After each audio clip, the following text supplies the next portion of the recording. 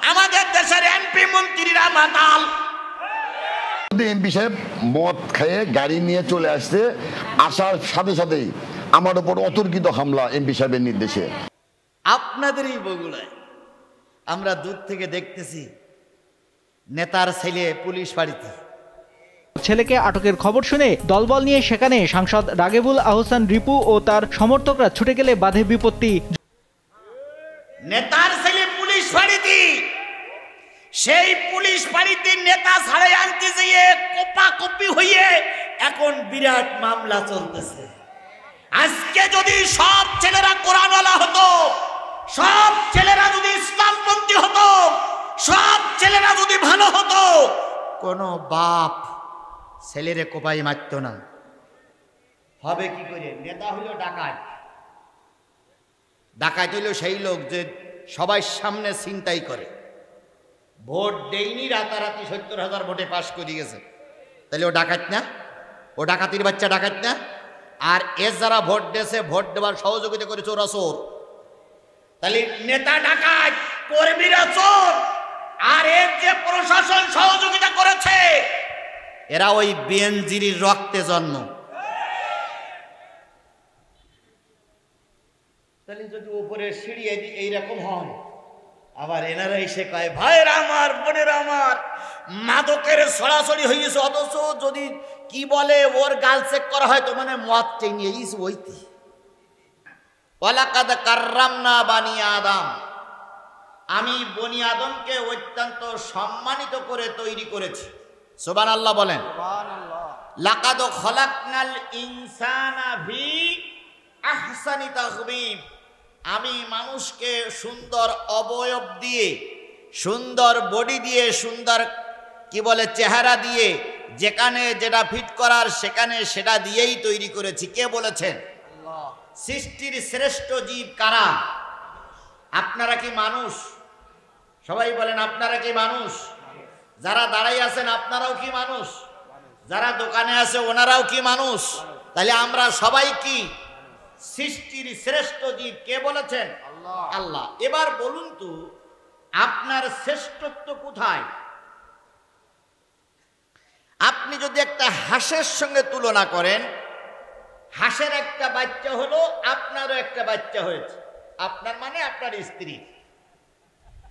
তো স্ত্রীর একটা বাচ্চা হয়েছে আর হাঁসের একটা বাচ্চা ফুটলো। দুইটা বাচ্চার ভিতরে আপনার বাচ্চাটার শ্রেষ্ঠ না দুর্বল? দুর্বল। হাঁসের বাচ্চাটা যেদিন জন্ম নিল সেদিনেই কি করতে শিখলো? হাঁটা শিখলো, খাইতে শিখলো। আর আপনার আমার বাচ্চাটা ক্ষুধা লাগলে কি করে? তাহলে ও জন্মের পরেই হাঁটতে শিখলো, খাইতে শিখলো, আর আমারটা ট্যাটা করতে শিখলো। তাহলে আমার চাইতে, আমার বাচ্চার চাইতে ও এখন সবল। এইবার আমার বাচ্চাটার পানিতে ফেলাই দেন, হাঁসের বাচ্চাটারও পানিতে ফেলাই দেন, ডুববে কোনটা? মানুষেরটা। আর হাঁসের বাচ্চা কিন্তু ঠিকই সাঁতার দিয়ে চলে আসবে। অথচ আপনি আমি সৃষ্টির শ্রেষ্ঠ জীব। মুরগির বাচ্চা হয়েছে, মানুষের বাচ্চা হলো। মুরগির বাচ্চা জন্মের পরেই মা মাটিতে ঠোক দিল, ও চাউল খুদ খেতে শুরু করলো। আর আপনি আমি মানুষ, কখন মা খেতে দেবে সেই অপেক্ষায় রয়েছি। কথা বলেন ঠিক না বেঠিক? তাহলে আপনি শ্রেষ্ঠ কেন? আল্লাহ বলতেছে যাকে তোমার উপকারের জন্য তৈরি করলাম সে খাইলো, কিছুদিন পরে তার খেদমত নিয়ে তুমি তাকে খেয়ে শেষ করলে। আর তোমার বয়স যখন 10 বছর হলো, তখন তুমি যখন একবার তোমার জবান দিয়ে বলো আল্লাহ তুমি আমাকে সৃষ্টি করেছো, সুন্দর চেহারা দিয়েছো, আলহামদুলিল্লাহ, আল্লাহ বলেন আমি বড় খুশি হয়ে যাই। এই জন্য যে আল্লাহ পাক আপনাকে আমাকে তৈরি করলেন, সৃষ্টির শ্রেষ্ঠ বানালেন, সেই আল্লাহর শুকরিয়া। আসতে না জোরে? সকলে মিলে বলছি আলহামদুলিল্লাহ। আলহামদুলিল্লাহ। বিশ্ব মানবতার শ্রেষ্ঠ বন্ধু, যিনি সর্ব বিষয়ে আমাদেরকে গাইডলাইন দিয়ে গেছেন। আল্লাহর নবী কিয়ামতের দিন সবার আগে উঠবে। কথা বলেন ঠিক না বেঠিক? আল্লাহর নবী সাল্লাল্লাহু আলাইহি সাল্লাম যেখানেই ঘুমায় আছে, ফেরেশতা কিছু তৈরি করার পরে আল্লাহ বলবেন, ফেরেশতারা সবার আগে আমার নবীকে তোমরা আমার সামনে নিয়ে এসো। নবীজির রওজার পাশে ফেরেশতারা চলে যাবে, ইয়া রাসূলুল্লাহ, ইয়া হাবিবাল্লাহ, ইয়া রাহমাতাল লিল আলামিন, ইয়া শাফিয়াল মুজনাবিন, আল্লাহ আপনাকে ডেকেছে, আপনি কবর থেকে উঠুন। কবরটা ফেটে যাবে, নবী মাথা উঁচু করে দেখবে গোটা রোজে মহাশরের ময়দানে কেউ নাই, একটা উম্মতের কোনো পদধ্বনি পাওয়া যায় না। নবীজি মাথাটা নিচু করে কবরে শুয়ে পড়বে, জিবরিল আমিন বলবেন আল্লাহ ডেকেছে, এবার চলুন। নবীজি বলবে, জিবরিল তুমি চলে যাও, আমার সব গুনাহগার উম্মতগুলোরে জাহান্নামে দিয়ে আল্লাহ আমাকে ডেকেছে, আমি ওই রোজে মহাশরের ময়দানে যাব না। আল্লাহ ডাক দিয়ে বলবে, হাবিব বিচার এখনো শুরু হয় নাই, কাউকে রোজে মহাশরের ময়দানে উঠানো হয় নাই, সবার আগে তোমাকে উঠানো হচ্ছে, তুমি চলে এসো। আমি আল্লাহ কথা দিলাম, যার জন্য তুমি আজকে সুপারিশ করবে আমি আল্লাহ তাকে মাফ করে জান্নাতে দিয়ে দেব। তাহলে নবী কবরের থেকে মাথা উঠেই কাদের জন্য কথা বলবেন? আপনারা তো সেই উম্মত নাকি? আমরা তো সেই উম্মত, কথা বলেন ঠিক না বেঠিক? আমার ভাইয়েরা, অতীতের সব নবীদের বেলায় রোজা ছিল, অতীতের সব নবীদের বেলায় রোজা ছিল কয় রাকাত? অতীতের নবীদের বেলায় তারাবি ছিল। তারাবি তো অনেক পড়লেন। অতীতের নবীদের বেলায় কয় রাকাত করে তারাবি ছিল? 8 রাকাত না 12 রাকাত? 20 রাকাত। আলামিন ভাই বলেছে 20 রাকাত। অতীতের নবীদের উম্মতের বেলায়, নবীদের বেলায় রোজা ছিল, তারাবি ছিল কয় রাকাত? 1 রাকাতও ছিল না। কুতিবা আলাইকুমুস সিয়াম কামা কুতিবা আলাল লাযিনা মিন ক্বাবলিকুম, অতীতের লোকের জন্য রোজা ছিল, কিন্তু কি ছিল না? তারাবি ছিল না। অতীতের উম্মতের জন্য রোজা ছিল, কিন্তু অতীতের উম্মতের জন্য সেহারি ছিল না। সেহারি কেমন ছিল? সন্ধ্যাবেলা খানা পিনা শুরু করলো, যতক্ষণ জেগে থাকবে ততক্ষণ খাবে। একবার যদি ঘুমিয়ে পড়ে সারা রাতের ভিতরে আর খাওয়া যাবে না। আচ্ছা, ওই রকম যদি আমার বেলায় হয়তো, রোজা কে কে রাখতে পারতেন? শেষ রাত্রি আজানের পরেও 15 মিনিট খায়, আছে না? আজানের পরেও 15 মিনিট খায়, তারপর 2টা-2:30টা বাজলে কয় হুজুর আর পারি না। তাহলে তাদের বেলার রোজা আর আমাদের বেলার রোজা? নতুন বিয়ে করার 3 দিন পরে রোজা শুরু হলো। দাউদ আলাইহিস সালাম বলে দিলেন, মুসা আলাইহিস সালাম বলে দিলেন, ঈসা রুহুল্লাহ বলে দিলেন, তুমি রোজাদার, রাতেও স্ত্রীর ধারে কাছে যাইতে পারবা না, দিনের বেলাও পারবা না। যদি ভুলেও যদি স্ত্রীর ধারে কাছে যাও আর স্ত্রীর গায়ে যদি টাচ করো, তাহলে 60টা রোজা রাখা লাগবে। রাতে, দিনের বেলায় তো যাওয়া যাবেই না, রাতেও যাওয়া যাবে না। আচ্ছা, এইরকম রোজা যদি আপনার আমার বেলায় হইতো, তাহলে বুড়ো রোজা রাখতো না। এই কয়েকদিন আগে দেখলাম এক বুড়ো বিয়ে করেছে, এক অল্প বয়সের মেয়ে। সব মোস্তাক তো আর এক বুড়ো নাকি খেলা শুরু করিস। কত বুড়ো যে এখন এই কি বলে চুলকানি উঠতেছে, আল্লাহ ভালো। আবার বলে পাকা লেবুটির রস বেশি। ওরে বাবা! তাহলে এইরকম যদি হতো, তাহলে আমাদের রোজা রাখা কি হয়ে যেত? কষ্ট হয়ে যেত না? আল্লাহ রাব্বুল আলামিনের নবী আল্লাহর কাছে বললেন, আল্লাহ এগুলো একটু রুখসত করে দাও। আল্লাহ কোরআনের আয়াত নাজেল করে দিয়ে বললেন, নবী সূর্য উদয় থেকে সূর্য শুরু করে সূর্যাস্ত পর্যন্ত সকল প্রকার খানা পিনা আর সকল প্রকার যৌনচার থেকে বিরত থাকার নাম রোজা। তাহলে তারাবি অতীতের নবীদের বেলায় উম্মতের বেলায় কি ছিল? আমাদের বেলায় 20 রাকাত, 8 রাকাত, 12 রাকাত। এখন আবার তারাবি নিয়েই মারামারি। আজকে শুনতেছি 2 মহিষ না গরু, না 2 মহিষ, 1 মহিষ আর 1 গরু নাকি আজকে বহাস করবে। একজন হলো ওসামা আর একজনের নাম কি? বেরাদারে রাহুল। 2 জন আজকে নাকি বহাস করবে তারাবির নামাজ 8 রাকাত না 20 রাকাত। বাহাস আর খুঁজে পেলে না। 20 রাকাত তারাবি পড়লে কেউ জাহান্নামে যাবে, আবার 8 রাকাত পড়লে সে কি মুসলমানতে খারিজ হয়ে যাবে? তাহলে 8 রাকাত পড়লো মুসলমান, 20 রাকাত পড়লো মুসলমান। কথা বলেন ঠিক না বেটি? এই নিয়ে বিতর্ক করো তাদের বিরুদ্ধে যারা ইসলামের বিরুদ্ধে কথা বলছে। সম্মেলন করো তাদের বিরুদ্ধে যারা কোরআনের বিরুদ্ধে আইন তৈরি করছে। সম্মেলন করো তাদের বিরুদ্ধে যারা আল্লাহর আইন চায় না।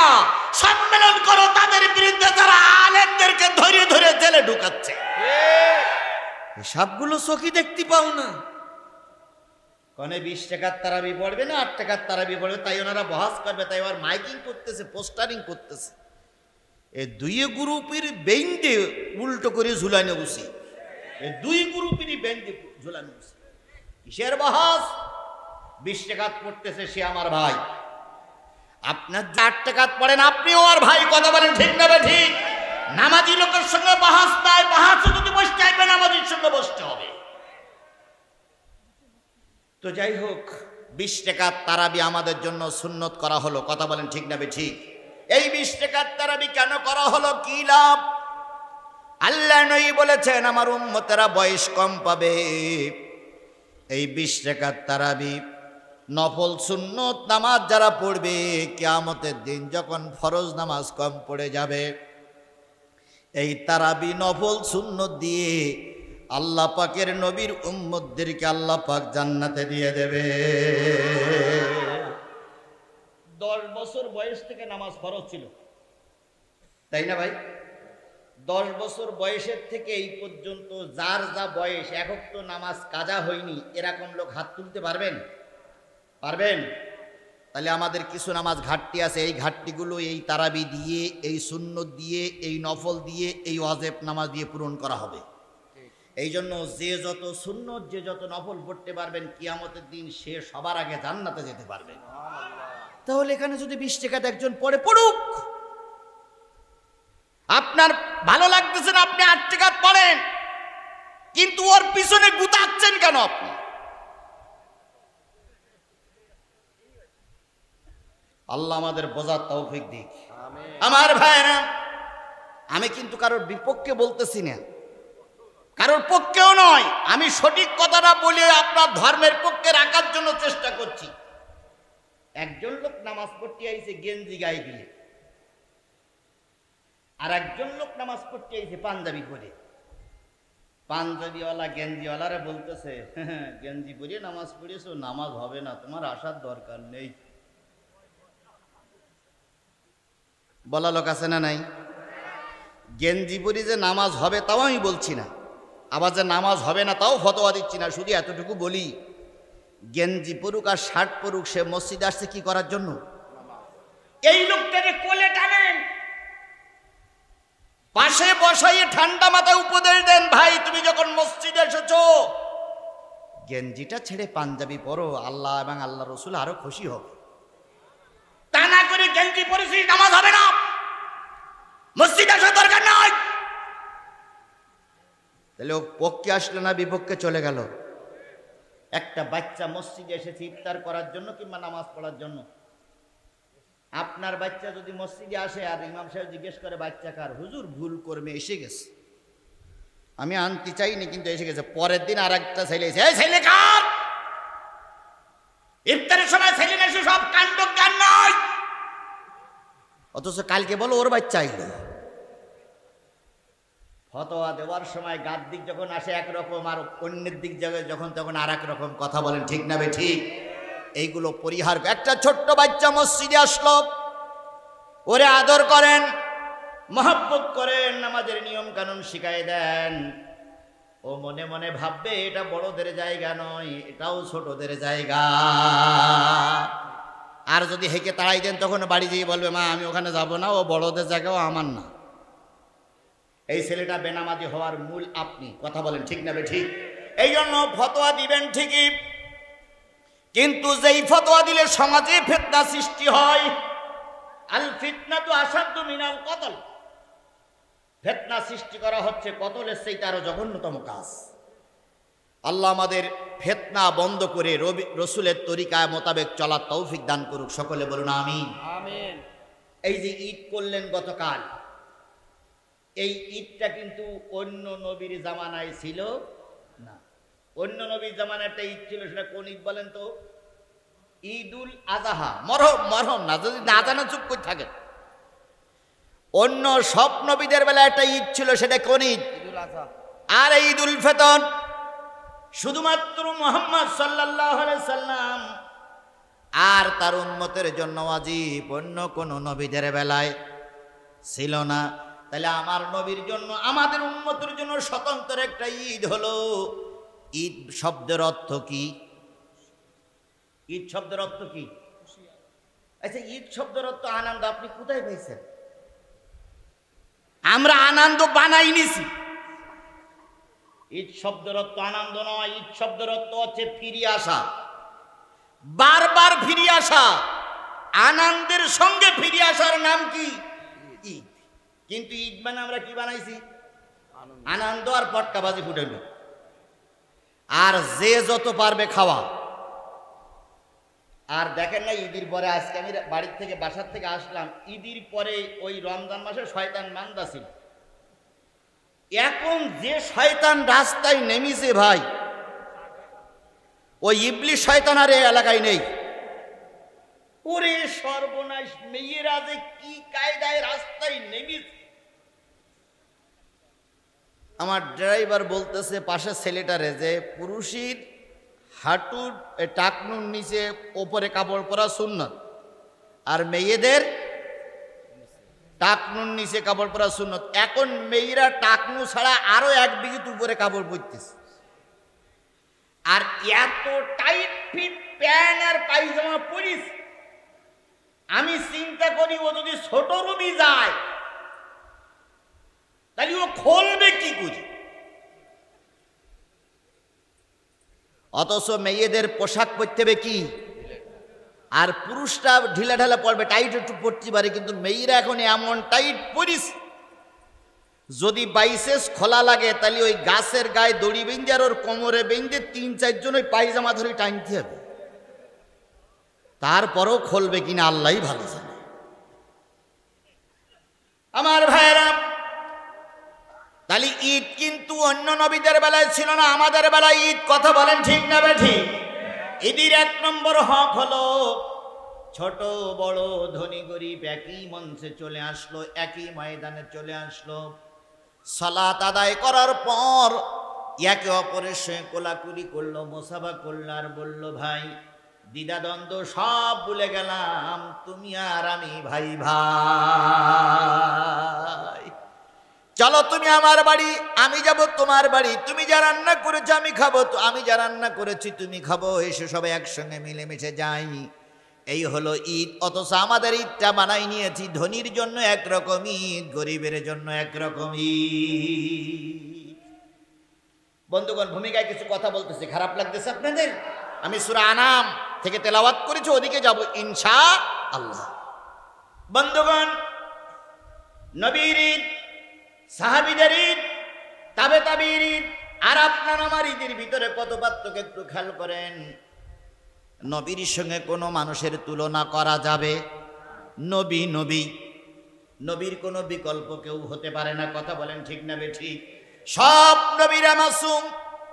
নবীদের পরে যারা আসছে তাদের আমলের সঙ্গে, কারণ তাদের পরে ওহী নাজিল হতো না, তারাও বেগনা, কিন্তু তাদের ভিতরে কিছু মানুষের সঙ্গে মানুষের তুলনা করা যায়, অন্য কারোর সঙ্গে তুলনা করা যায় না। যেমন ছিলেন আবু বকর। নবীজির মৃত্যুর পর আবু বকর হলেন মদিনার খলিফা। উনি খেলাফত আমল ছিল কয় বছর বলেন তো? 2 বছর 3 মাস 17 দিন 6 ঘন্টা আবু বকরের খেলাফত আমল। এই খেলাফতের সময় আবু বকর সিদ্দিক রাদিয়াল্লাহু তাআলা আনহু 4টা ঈদের নামাজ পেয়েছিলেন। একটা ঈদ, একটা কুরবানির ঈদ। পরবর্তী বছর একটা ঈদ, একটা কুরবানির ঈদ। কোন একটা ঈদের দিন আবু বকর সমাজের মানুষের খেদমত করতে যে, মানুষের বন্টন করতে যে, মানুষের কাছে বিতরণ করতে করতে রাত হয়ে গেছে। ঘরে ফিরে দেখে আবু বকরের স্ত্রী দরজার পাশে চুপ করে বসে আছে। চোখের পানিগুলো টপ টপ টপ টপ করে জমিনে পড়তেছে। আবু বকর সিদ্দিক ঘরে ঢুকে স্ত্রীর মন খারাপ। জিজ্ঞেস করলেন, উম্মে রুম্মান, আগামীকাল ঈদের দিন, খুশির দিন, গোটা মদিনার ঘরে ঘরে আনন্দ। 1 মাস সিয়াম সাধনা করার পর তাদের ইবাদত কবুল হয়েছে, আনন্দ করবে, ফুর্তি করবে, ঈদ আসবে, ঘরে ঘরে আনন্দ আসবে। কিন্তু তুমি কাঁদতেছো।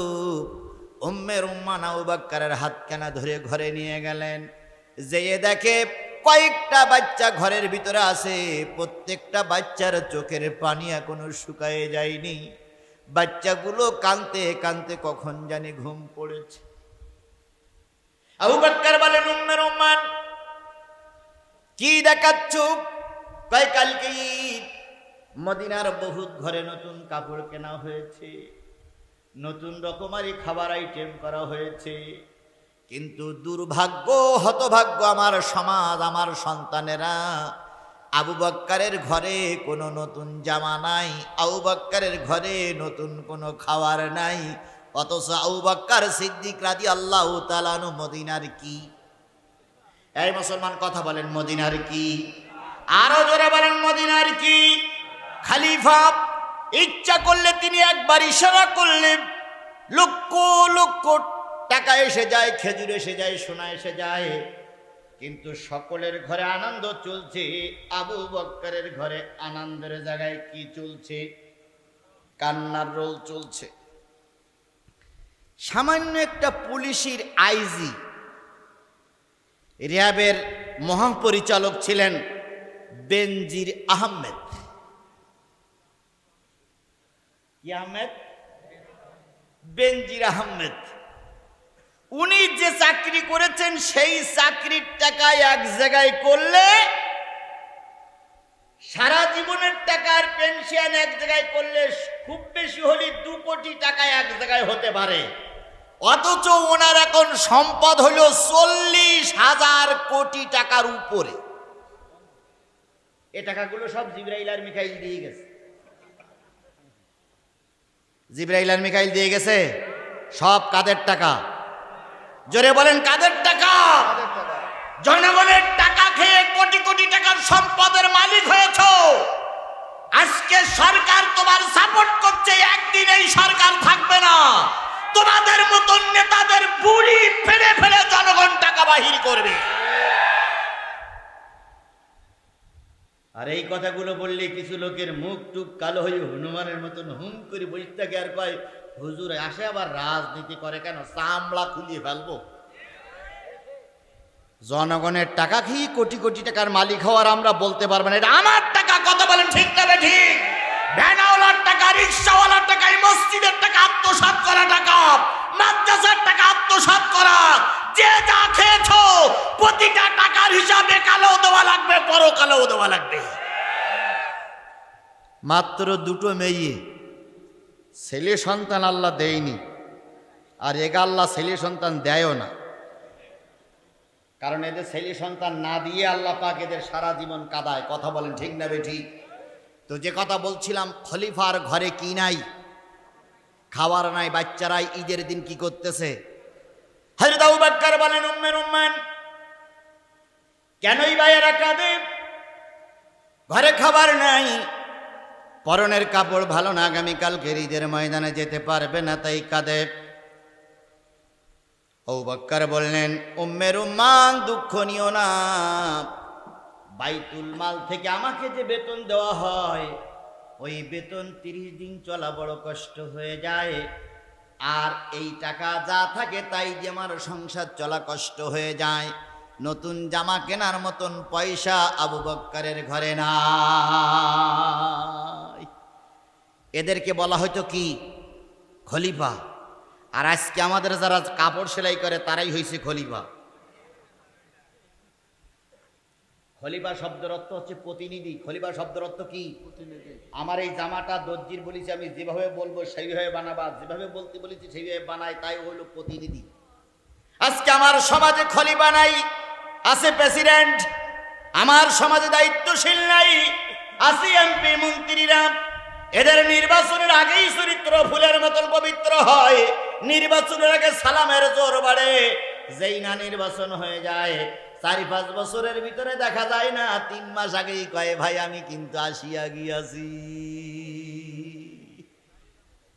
কি সালাম, আসসালামু আলাইকুম, আসসালামু আলাইকুম, আসসালামু আলাইকুম, আসসালামু আলাইকুম। আর মঞ্চে উঠে বিসমিল্লাহ বলার কায়দাকে বিসমিল্লাহির রহমানির রহিম, আসসালামু আলাইকুম।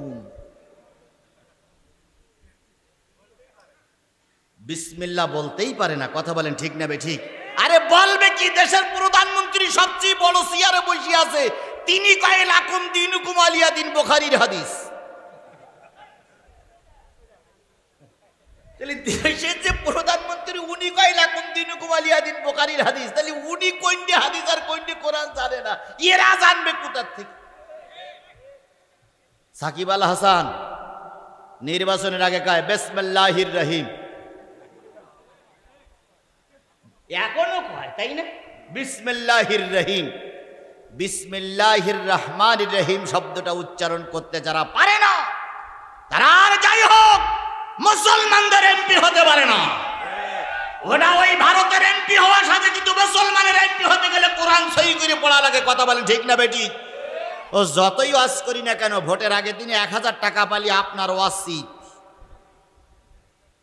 যতই শপথ করি যে ভাই কোরআনের পক্ষে থাকতে, আপনি এখন শপথ করবেন আসি আসি আসি, ভোটের দিন এসার নামাজের পরে 1000 টাকার একটা নোট দেবে, পরের দিন সকালবেলা ইমাম সাহেবের বলবেন হুজুর কালকে পর্যন্ত মুখের পক্ষে ছিলাম, আজকে আর থাকতে পারলাম না বলে আন্তরিকভাবে দুঃখিত। এরকম মুসলমান এই মজলিসই আছে, এখানেই বসে আছে।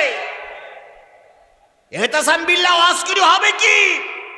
এরা ওয়াজ শোনে কিন্তু আজ পেটের ভিতরে ঢুকায় না। আবু বকর সিদ্দিক বললেন, উম্মে রুম্মান দিতে পারলাম না, দুঃখিত। উম্মে রুম্মান বললেন, স্বামী ছেলের চোখে পানি, মেয়ের চোখে পানি, পরিবার ভারাক্রান্ত, আমি আপনাকে পথ ছেড়ে দেব না, চেষ্টা করে দেখি সামনের ঈদে কিছু করতে পারি কিনা। প্রতিদিন দুপুরবেলা খেজুর আসে, রাতে আটা আসে, বাইতুল মালের থেকে পরিবারের জন্য 4টে করে খেজুর আর 2 মুষ্টি করে আটা আলাদা করতে লাগলো। এবার বলুন তো, এই ঈদ কালকে হয়ে গেল, সামনের ঈদ আসতে কয়দিন বাকি? 1 মাস, 2 মাস। এত তাড়াতাড়ি ভুলে গেলেন রে ভাই। 2 মাস 10 দিন পরে যে ঈদটা আসবে, সেই ঈদটার নাম কি? গরু খাওয়া ঈদ। হ্যাঁ, ঈদুল আজহা। ঈদুল আজহা মানে কি? ত্যাগের ঈদ, কুরবানির ঈদ। আচ্ছা যাই, ওদিক গিলামি শেষ করতে পারবো না। 2 মাস 10 দিন পর আবার ঈদ আসলো।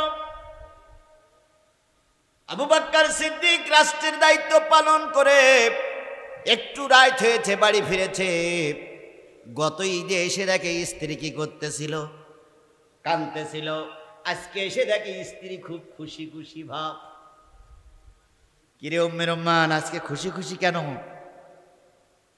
উম্মে রুম্মান 2টা পোটলা নিয়ে আসলেন। কি নিয়ে আসলেন? একটা পোটলার ভিতরে খেজুর আর একটা পোটলার ভিতরে আটা। 2টা পোটলা এনে স্বামীর হাতে দিয়ে বলতেছেন, স্বামী গত ঈদে ছেলে মেয়ের চোখের পানি মুছতে পারি নাই, তাই 2 মাস 10 দিন চেষ্টা করে 2টো পোটলা বানিয়েছি। পোটলা 2টা বাজারে নিয়ে যাও, পোটলা 2টো বিক্রি করে যা হবে সেই টাকা দিয়ে আমার সন্তানদের নতুন কাপড় নিয়ে এসো।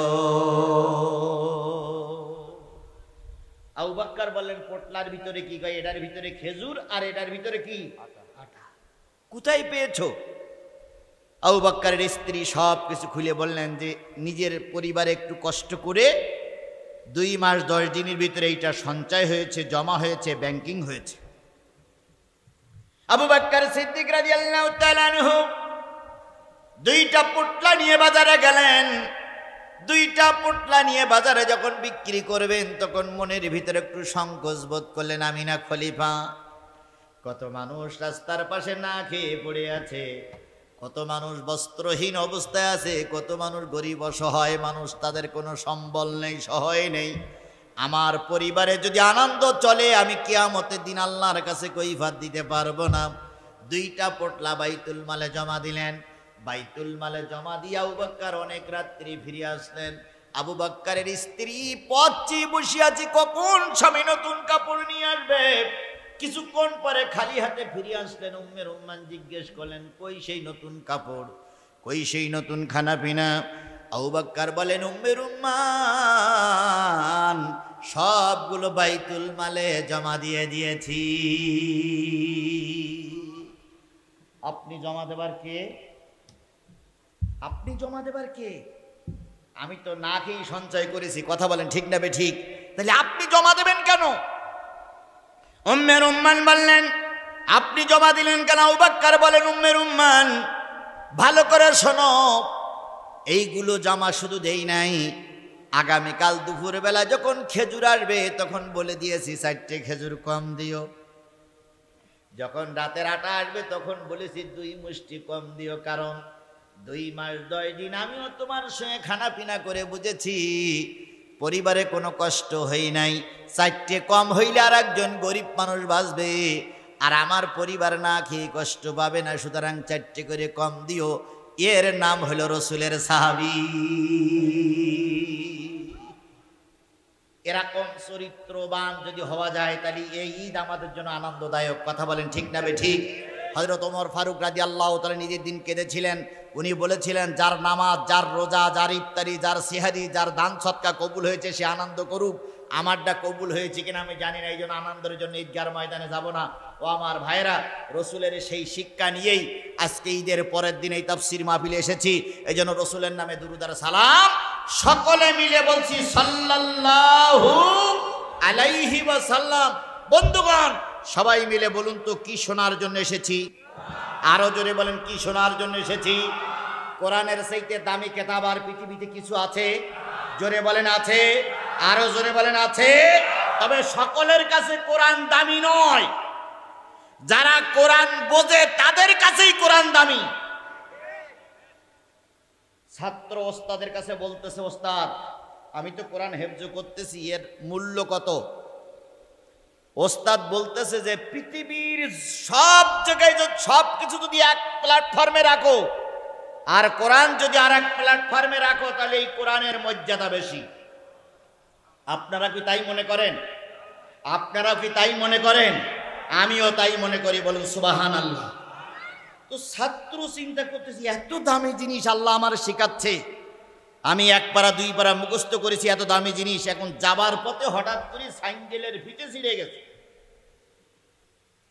মুসির কাছে দিয়ে বলতেছে, ফেটে একটু সই করে দেন তো।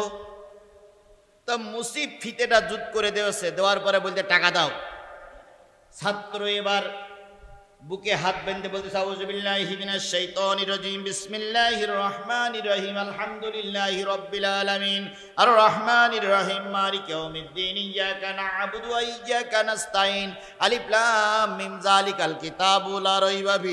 মুসিবত যাই, থাম থাম থাম থাম, আমি তোর কাছে টাকা চাইছি, তুই বাউ বাউ করতেছিস কেন?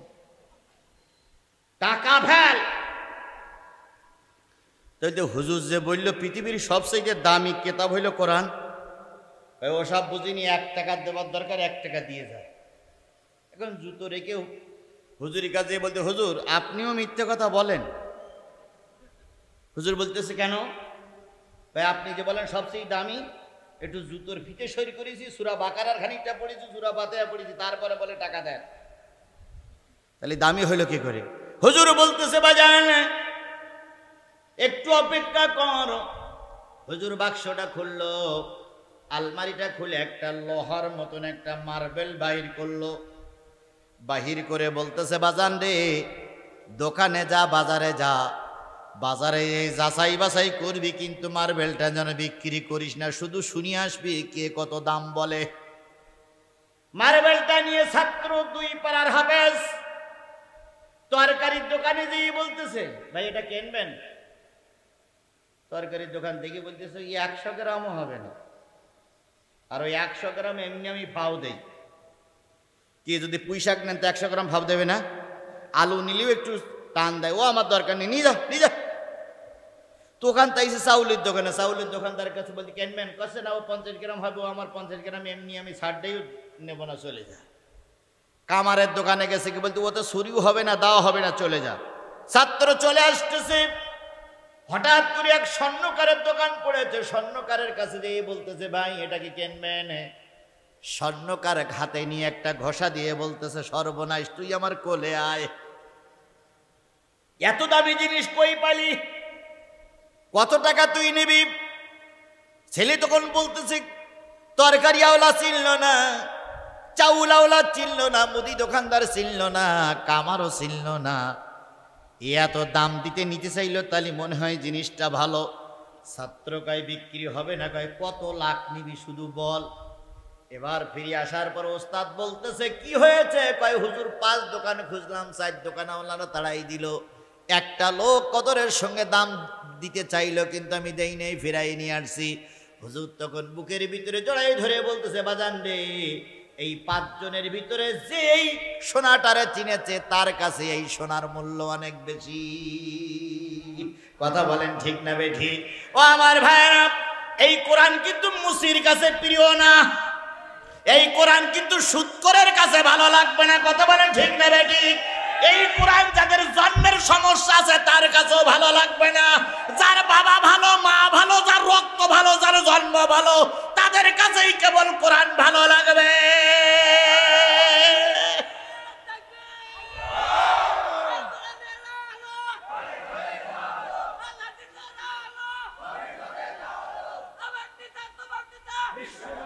প্রমাণ নেন, বাজারে লোক আছে না নাই? এখনো বাজার, এই লোকগুলো মুসলমান, আপনিও মুসলমান। কথা বলেন ঠিক না বেঠিক? আপনি আমি এসেছি কোরআনের মহব্বতে। কথা বলেন ঠিক না বেঠিক? আর ওদের কি হলো, যারা কোরআন বাদ দিয়ে বাজারে ঘুরে বেড়াচ্ছে? ওদের কি হলো, যারা দোকানে বসে আছে? তাহলে বোঝা গেল ওরা হলো মুদিখানার দোকানদার, ওরা হইলো কামার, ওরা হইলো চাউলওয়ালা, ওরা হইলো তরকারিওয়ালা। আর এখানে যারা আছে এরা সব স্বর্ণকার, এরা পবিত্র কোরআন বুঝেছে। কথা বলেন ঠিক না বেঠিক? এখন আপনারা যারা বুঝেছেন, তারা কি আমার ফেলাই রেখে আপনারা চলে যাবেন? তাহলে আমি যে আয়াত তেলাওয়াত করেছি, তেলাওয়াত শেষ, আয়াতগুলোর কথা শেষ না হওয়া পর্যন্ত ময়দান ছেড়ে চলে যাব, ময়দান ছেড়ে চলে যাব। আমরা প্রতি নামাজে বলি, ইহদিনাস সিরাতাল, হে আল্লাহ আমাদের সরল সঠিক পথে চালাও। এখন সেই সরল সঠিক পথগুলো কি, আমি আজকে সেটাই বলবো। আমরা প্রতি নামাজে বলি না, ইহদিনাস সিরাতাল মুস্তাকিম, আমাদের সরল সঠিক পথে চালাও। সেই সরল সঠিক পথটা কি, সেটাই আজকের আলোচনার বিষয়। আরেকটা জিনিস বলি, তাওরাত, জব্বুর, ইনজিল, এই 3টে আসমানি কিতাব, সঠিক না বেঠিক? এই সঠিক কিতাবের ভিতরে 10টা আমলের কথা বলা হয়েছে, কোরআনেও সেই 10টা আমলের কথা বলা হয়েছে। এই 10টা আমল যারা করবে তারা সিরাতুল মুস্তাকিমের পথে থাকবে, ওরা বিনা হিসাবে জান্নাতে যাবে। সেটা আমি কোরআন দিয়ে আপনাদের বোঝাতে চাই। আপনারা কি শেষ পর্যন্ত, আখিরি মোনাজাত পর্যন্ত থাকতে রাজি আছেন? কারা কারা রাজি আছেন? 2 হাত উঁচু করে মালিকের দেখান। জোরে একটা তাকবীর হবে, নারায়ে তাকবীর, লিল্লাহে তাকবীর। হাত নামান। কারে দেখালাম? জোরে বলেন, কারে দেখালাম? আমার আপনার হাত উঁচু করাকে আল্লাহ দেখে। আমি আপনাদের সামনে তেলাওয়াত করেছি সূরা আল আনাম থেকে 3টা আয়াত, জাতির জন্য, আপনাদের জন্য পেশ করেছি। আল্লাহ পাক শেষ মোনাজাত পর্যন্ত আপনাকে আমাকে কবুল করুক। সকলে বলুন আমিন। 165 আয়াত, 20টা রুকু। মক্কায় অবতীর্ণ যতগুলো সূরা, তার ভিতরে একটা অন্যতম সূরা কোরআন শরীফের 7 নম্বর সূরা, আর আমরা কোরআন শরীফের 7 নম্বর পারার 6 নম্বর সূরা, সূরা আল আনাম আমরা তেলাওয়াত করেছি। 8 নম্বর পারা থেকে আল্লাহ রাব্বুল আলামিন বলতেছেন, প্রথম কথাই শুরু করে আল্লাহ বলতেছেন, কুল তাআলাউ আতলু মা হাররামা রাব্বুকুম আলাইকুম আল্লা তুশরিকু বিহি শাইআ ওয়া বিল ওয়ালিদাইনি ইহসানা।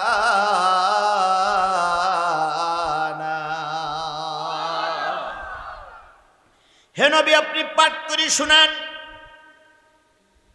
সেই সমস্ত জিনিসগুলো, আপনি মানুষের কাছে পাঠ করে শোনান যা তোমাদের রব তোমাদের উপরে আর আমার রব আমার উপরে যেগুলো হারাম করেছিল এই জিনিসগুলো পাঠ করে শোনাও।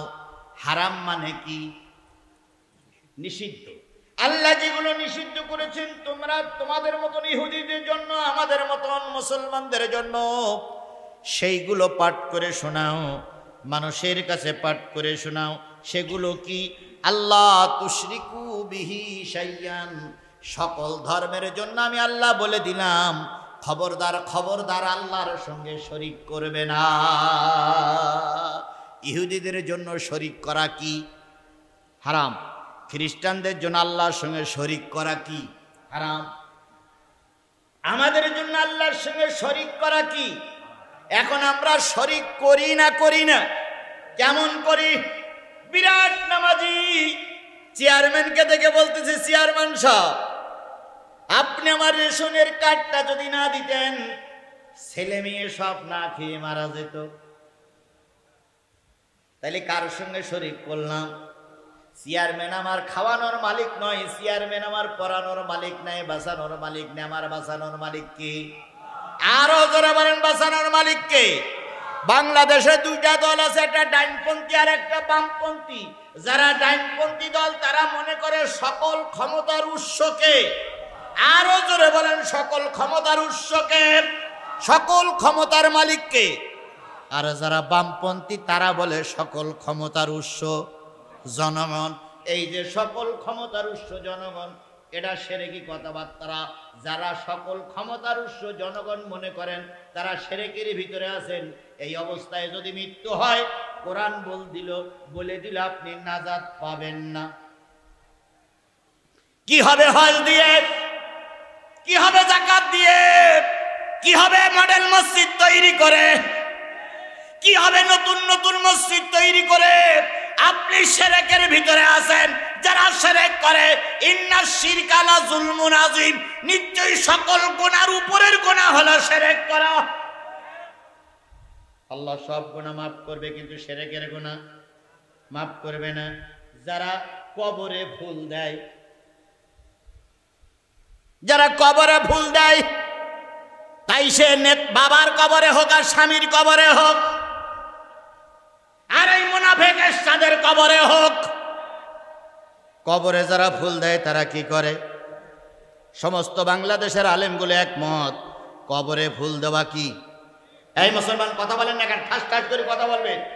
আপনারা কি হাতে চুরি পরি বসে আছেন?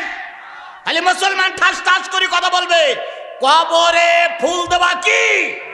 জোরে বলেন, কবরে ফুল দেওয়া কি? এই শিরক যদি তুমি বন্ধ না করো তাহলে তোমার মৃত্যুর পরে আল্লাহ তোমারে ক্ষমা করবে না। অথচ এই শিরক আমাদের হর হামেশা চলতেই আছে। কয়দিন আগে চলে গেল 21শে ফেব্রুয়ারি, 3 ঠ্যাং নে বানাই, 3 ঠ্যাঙের মাথায় ফুল দিয়েছে। এই 3 ঠ্যাঙের মাথায় ফুল দেওয়াটাও কি শিরক? তাহলে কবরে ফুল দেওয়া শিরক, নেতার মাজারে ফুল দেওয়া শিরক, এরপরে 3 বেদির মাথায় ফুল দেওয়া শিরক। 26শে মার্চে যে সমস্ত কাজগুলো করতেছেন বাংলাদেশের সব আলেম ওলামা একমত, এগুলো শিরক। এই শিরক মুক্ত জীবন যদি না হয়, তুমি হাস্যায় বলে কি হবে? আল্লাহ তোমারে মাফ করবে না। আর আমাদের দেশের হুজুররাও তথাকথিত কিছু 5 আটা হুজুর, 5 আটা গোলাম, এরা ওইগুলো উদ্বোধন করে। এরা এইগুলো কি করে? ওই যে হাইকোর্টের সামনে একটা গ্রিক দেবীর মূর্তি নির্মাণ করা হলো, সেই মূর্তিটা ঢাকা ছিল কাপড় দিয়ে। যেদিন উদ্বোধন হলো সেদিন বড় এক হুজুর যাইয়ে সেই যে দোয়া করতেছে, আল্লাহ এই মূর্তি যারা নির্মাণ করেছে তাদের ক্ষমতা পাকাপোক্ত করে দাও, আল্লাহ তাদের হায়াত বাড়িয়ে দাও। ইবলিস শয়তান, আমি আমার অন্তঃচক্ষু দিয়ে দেখেছি, ইবলিস শয়তান ঢাকার বুকে ওই দিন ছিল না। ইবলিস শয়তান সোজা উড়লতেছে আর পিছনের রাস্তা দিয়ে শুধু বুটবুট বুটবুট করে বাইক সরাচ্ছে। জনগণ জিজ্ঞেস করছে, যাও কই? কে আমাসি বড় শয়তান ওই মূর্তি উদ্বোধন করতেছে, ওইটি আগে মরুক তারপর আমি আসবো। এরকম পাকা পাকা ইবলিস আমার সমাজে আছে না নাই? এই জন্য বন্ধুগণ, শিরক মুক্ত জীবন যাপন না করতে পারলে নাজাত পাওয়া যাবে। ঈমান আনার পরে সবচেয়ে বড় কাজ হলো শিরক মুক্ত জীবন। হযরতে বেলাল ঈমান আনলেন। কে ঈমান আনলেন? বেলাল ঈমান আনলেন। ঈমান আনার পরে টর্চারিং শুরু হলো, কম না বেশি? শুধু টর্চারিং নয়, শরীর থেকে কাপড়গুলো সব খুলে ফেললো। বেলালকে সম্পূর্ণ উলঙ্গ করা হলো। মরুভূমির ময়দানে শুধু মারি নাই, পায়ে দড়ি বেঁধে বেলালকে টানতে টানতে টানতে টানতে উত্তপ্ত মরুভূমির পরে নিয়ে গেল। বিরাট একটা পাহাড় বুকের পরে চাপিয়ে দিল। হযরতে বেলাল যখন নবীজির কাছে আসলেন, নবীজি দেখলেন বেলালের পিঠে প্রায় 1 বিঘতের মতন একটা গর্ত। নবীজি বললেন, বেলাল এত বড় গর্ত কিসের? বেলাল বলেন, ইয়া রাসূলুল্লাহ, ইসলাম গ্রহণ করার পরে কাফেরেরা আমার পর অত্যাচার করেছিল, আমার চর্বিগুলো গোশতগুলো সব খসে খসে পড়ে গেছে, আর ওই জায়গায় এত বড় গর্ত হয়েছে, সেই গর্ত আর কখনো পূরণ হয়নি। বেলালের পায়ে দড়ি বেঁধে টানতে টানতে টানতে টানতে ময়দানে নিয়ে যাওয়া হলো। হযরতে বেলাল ময়দানে নিয়ে যাওয়ার পর বেলাল যখন আর কোনো কথা বলতে পারে না, তখন বেলালের যিনি মনিব ছিলেন তিনি এসে বললেন, বেলাল একটিবারের জন্য তুই বল, আমি তোর রব, আমরা তোর রব। বেলাল শুধু বলেন, আহাদ আহাদ আহাদ, এক আল্লাহ, তিনি ছাড়া আর কোনো ইলাহা নাই। বুকের পরে পাথর চাপা দেওয়া হলো। বেলাল পাথর চাপা অবস্থায় পড়ে আছে। কাফেরেরা চলে গেল। হযরত আবু বকর সিদ্দিক রাদিয়াল্লাহু তাআলা সংবাদ পাইলেন। খুঁজতে খুঁজতে বেলালকে পাইলেন। বেলালের মালিকের কাছে চলে গেলেন, বেলালকে কত টাকায় বিক্রি করবে? বেলাল বিক্রি হয়ে গেল। আমার বন্ধু, জীবনের সব শেষ হয়ে গেল, কিন্তু বেলাল মুশরিক হয়ে মৃত্যুবরণ করে নাই। এর নাম হলো আল্লাহ তুশরিকু বিহি শাইয়ান, আল্লাহর সঙ্গে কোনো অবস্থায় শরীক করা যাবে না। লম্বা জামা পরা সহজ, মাথায় টুপি পরা সহজ, আমার মতন বক্তা হওয়া সহজ, কিন্তু শিরক মুক্ত জীবন গঠন করা অত সহজ নয়। শিরক মুক্ত জীবন গঠন করা অত সহজ নয়। অথচ আমরা সবাই শিরকের সঙ্গে কম বেশি জড়িত। এই জন্য প্রথম ওয়াজ হইল জীবন গঠন করতে হবে। জীবনের সব কিছু যদি চলেও যায় তবু মুশরিক হওয়া যাবে না, 1 নম্বর। 2 নম্বর, ওয়াবিল ওয়ালিদাইনি ইহসানা। আল্লাহ রাব্বুল আলামিন বলতেছে, আমি ইহুদিদের বলে দিলাম, খ্রিস্টানদের বলে দিলাম, যৌনদের বলে দিলাম, পাদ্রীদের বলে দিলাম, মুসলমানদের বলে দিলাম, পিতা মাতার সঙ্গে সুন্দর আচরণ করো। পিতা মাতার সঙ্গে সুন্দর আচরণ করা কার নির্দেশ? সূরা বনী ইসরাঈলে জান আল্লাহ বলতেছেন, ওয়াকাদা রাব্বুকা আল্লা তা'বুদু ইল্লা ইয়্যাহু ওয়া বিল ওয়ালিদাইনি ইহসানা।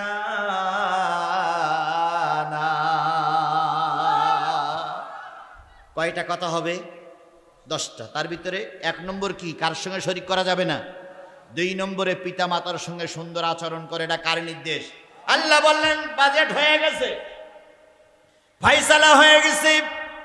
আল্লাহর কাজ করার পর শেষে যার কাজ করবে, আল্লাহর কাজের পরে তার যার কাজ করবে তিনি তোমাদের মা, তোমাদের বাবা। এই বাপ মা যাদের বেঁচে আছে, ও আমার বন্ধু, তাদের ঘরে 2টা জান্নাত ঘুরে বেড়াচ্ছে। নবীজি এক ওয়াজে বললেন, যারা মায়ের মুখের দিকে একবার তাকাবা, বাবার মুখের দিকে একবার তাকাবা, প্রত্যেকটা তাকানোই একটা করে কবুল হজের সওয়াব লেখা হবে। সুবহানাল্লাহ জোরে বলবেন না? একবার তাকাইলে একটা কবুল হজের সওয়াব, দুইবার তাকাইলে কয়টা কবুল হজের সওয়াব? একজন সাহাবী বলেন, ইয়া রাসূলুল্লাহ, আমি যদি 3 বার তাকাই, নবী বললেন 3টা কবুল হজের সওয়াব। একজন বললেন, ইয়া রাসূলুল্লাহ, আমি যদি 10 বার তাকাই, রাসূল বললেন 10টা কবুল হজের সওয়াব।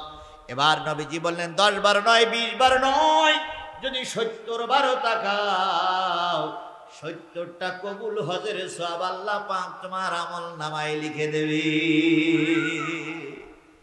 এই যে ছোট্ট একটা বালক বসে আছে, ওই যে ছোট্ট একটা বালক, এরকম ছোট্ট একটা এতিম বালক, শুধু মা আছে, ওই রকম একটা বালক রসুলের সামনে বসে শুনলেন মা বাবার মুখের দিকে 70 বার তাকাইলে কয়টা কবুল হজের সওয়াব লেখা হবে? 70টা কবুল হজের সওয়াব লেখা হবে। অন্য কিতাবে আসছে বাবা আছে, মা আছে, বাচ্চাটা রসুলের দরবারে আজ শোনার পরে বাড়ি আসছে।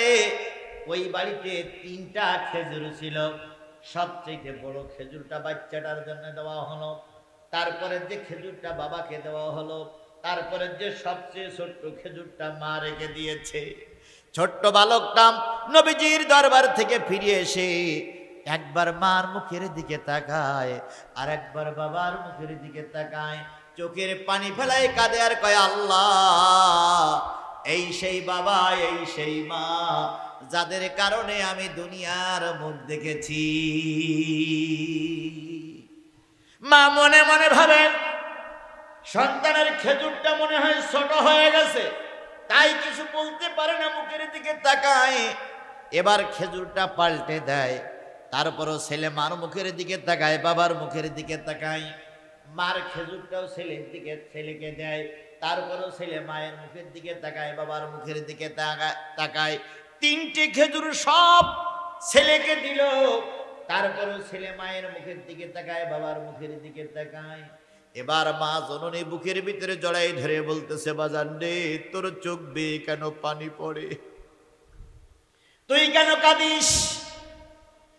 নিচের দিক তাকাই দেখ, 3টা খেজুর তোকে দিয়েছি। ছেলে তখন বলতেছে, মা, আমি খেজুরের জন্য তাকাই না, আল্লাহর নবী বলেছেন একবার মায়ের মুখের দিকে যদি কেউ তাকায় আর এই নিয়ত করে, আল্লাহ, আমি যখন ছোট ছিলাম আমার আশ্রয়স্থল ছিল আমার মা। যদি কোনো সন্তান বাবার মুখের দিকে তাকায় আর বলে, আল্লাহ, আমি যখন ছোট ছিলাম কোলে পিঠে করে মানুষ করেছে আমার বাবা, এরকম দয়ার কথা মনে করে যদি বাবার মুখের দিকে একবার তাকায়, মার মুখের দিকে একবার তাকায়, একটা করে কবুল হজের সওয়াব লেখা হয়। এমনকি 70 বারও যদি কেউ তাকায়, 70টা কবুল হজের সওয়াব লেখা হয়। তাই তো তোমার মুখের দিকে, আব্বার মুখের দিকে তাকায়। মা তখন বুকের ভিতরে জড়াই ধরে বলতেছে, আল্লাহ, আমি আমার সন্তানের পরে খুশি, তুমি আমার সন্তানের পরে সন্তুষ্ট হয়ে যাও।